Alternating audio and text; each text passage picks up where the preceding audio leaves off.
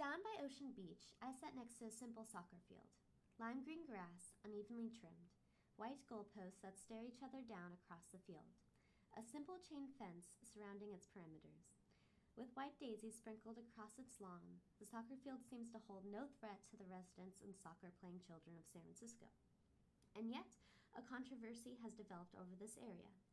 Under Proposition B, the Recreation and Parks Department plans to replace the natural grass on the field with 7+ acres of synthetic turf and 10 banks of 60-foot lights, using 150,000 watts, which would remain on until 10 at night, according to the Golden Gate Master Plan. Proposition B, a $195 million bond measure, whose goal is to improve the state of open spaces in San Francisco, has been widely scrutinized by many SF residents and politicians. Heather Knight of the Chronicle, who calls the proposition surprisingly controversial, mentions that the San Francisco Recreation and Parks Department has struggled to keep residents happy in the past. Environmental, safety, and financial concerns about renovating the soccer fields are now in play. Environmentalists wish to save the field, while progressives want to move towards the 21st century. I sat down with Gary Hennings, a retired government worker and lifelong San Franciscan.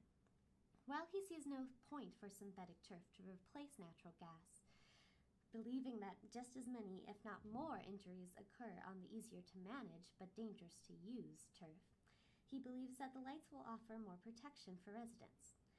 He often sees homeless people sleeping along the field. He admits he was mugged close by.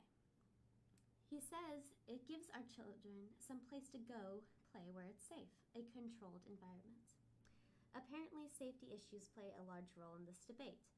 Parents who were interviewed believe that artificial turf would prevent their children from tripping over any holes. This was said by Ami and Leon Holland, who are walking around the park with their newborn son Leo, who will enroll in the San Francisco Vikings Youth Soccer League as soon as he turns 4. However, Christy Kiani, 21, and a University of San Francisco senior, reflected on the years of soccer she played in high school on artificial turf. She spoke about how uncomfortably hot the field became on some days. She said, "I could see sections of the field melting and even causing the players to become dehydrated." But according to Patrick Heyman of the City Fields Foundation, the city saves 1.5 million gallons of water per large field each year, if covered with turf. Hidden from the beachgoers, Mr. and Mrs. Alvarez sit next to the field, enjoying a picnic with their dawdle, as I approach them to ask them their opinion on Prop B. They reminisce about their soccer-playing days as middle schoolers on the same field. They are all for the upgrades, as long as they benefit the athletes. Ken Reyes, a San Francisco resident, was also interviewed on his reactions. He reasons that because the parks are man-made, San Franciscans have a right to protect those areas. Taking care of the park is what the city is all about, he claims. There are certainly the financial aspects to look at as well. Aaron Peskin, former president of the Board of Supervisors, opposes Proposition B, claiming that Recreation Parks hasn't spent the entirety of the $185 million bond that they received 4 years ago, according to the Chronicle. Along with him stands SF Ocean Edge and Michelle Welsh of the Haight-Ashbury Neighborhood Council. Welsh believes that this development is not for the kids at all, but for the adult soccer leagues who will pay for the field. Indeed, when it comes down to the kids who will be playing the games, does the money, safety issues, late-night tournaments, or environmental issues even matter?